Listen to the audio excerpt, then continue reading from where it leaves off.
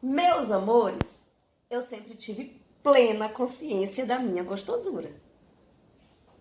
Mas esse pessoal do Escola Sem Partido também exagera. Porque eles acreditam tanto no nosso mel e na nossa gostosura, que eles acreditam que quando a gente ensina um filósofo, só por conta do nosso poder de atração, os alunos vão automaticamente querer se inspirar nesses filósofos e imitá-los. Ainda bem que são filósofos. Pior se fosse em aulas de biologia. Já pensou se o menino quisesse se tornar um oxiuro, uma solitária, um ascaris lombricoide? Quer provar meu mel pra adoçar a sua boca? Quer provar meu mel e vai melar a boca toda? Não, meu povo, para tudo. A interpretação que o atual ministro da Educação, Milton Ribeiro, faz acerca da sexualidade à luz do existencialismo faz a gente se perguntar por que esse senhor não está em Harvard. Um talento desse está se perdendo. E é claro que eu não tenho a inocência sacrossanta de seus fiéis, que caem nessas estratégias toscas que combinam a autoridade do púlpito com o desconhecimento da filosofia em uma grande maioria que sequer pegou, pelo menos num livro, de um teórico existencialista. Aquela velha e grotesca criação surreal que deu origem, por exemplo, ao que eles chamam de ideologia de gênero, e que nada mais é do que uma santa oportunidade para eles fazerem aquilo que eles tanto gostam, que é fiscalizar a vida sexual dos outros para ofuscar a sua vida tediosa, que coloca eles o dia inteiro na frente daquele... Pode falar o nome do site? Enfim, aquele site pornográfico lá que faz maior sucesso com o pai da família tradicional brasileira, principalmente naquelas sessões lá das travestis, etc. Tudo isso para fazer valer um projeto de poder que passa necessariamente pelo controle dos corpos, em suas pulsões, em sua sexualidade, e se utiliza dos enrustidos em suas taras, que se misturam com seus neurônios, que agregam sua alma, transformando eles aí nos famosos empata-foda.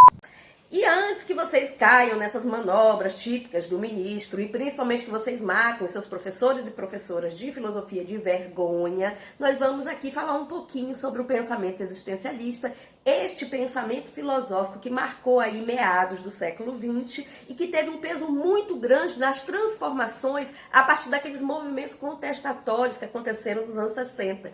Então, logo de cara, você já percebe que não tem como ignorar a existência desse pensamento, já que ele trouxe consequências históricas. Veja este pincel.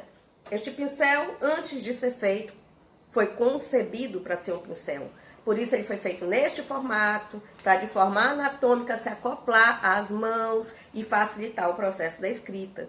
E por isso aqui na ponta ele tem tinta. Enfim, o pincel foi feito para ser pincel, para cumprir esta função. Dessa forma, a existência desse pincel está presa a uma concepção que antecedeu o que a gente chama de essência.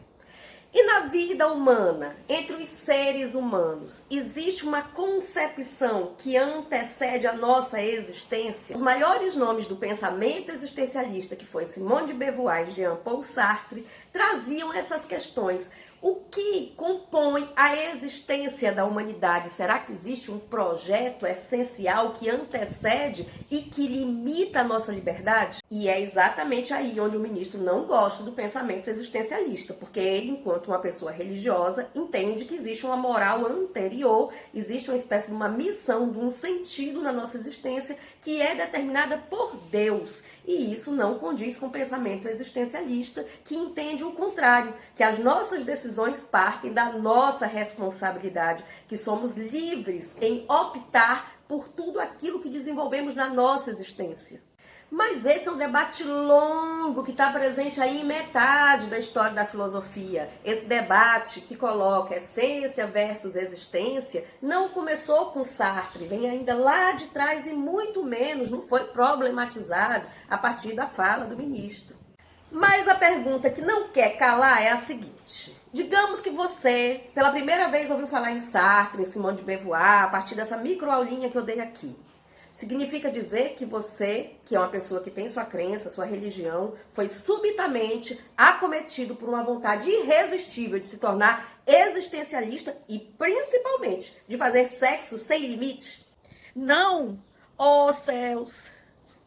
Espelho, espelho meu, preciso urgentemente marcar uma conversa com Maria Padilha. Ou, isso é caso para...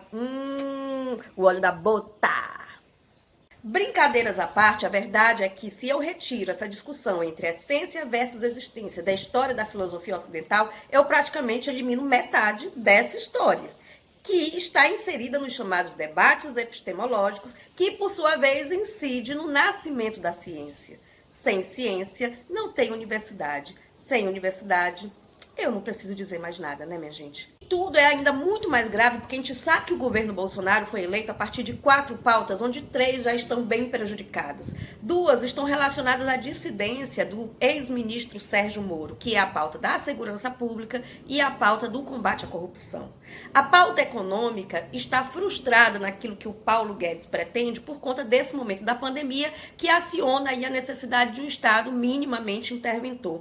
Também não significa dizer que as reformas ultraliberais não estão correndo, mas não da forma que esse governo queria.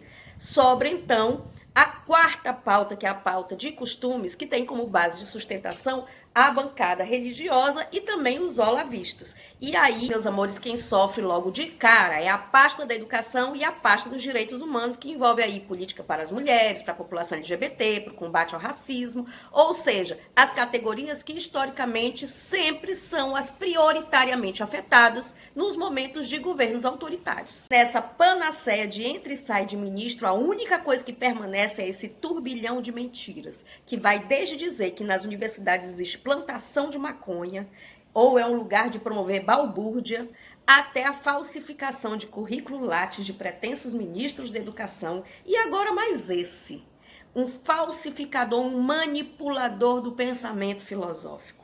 Enquanto esse governo permanecer, que não se espere nada da educação nesse país, só muito ataque à ciência e principalmente às ciências humanas.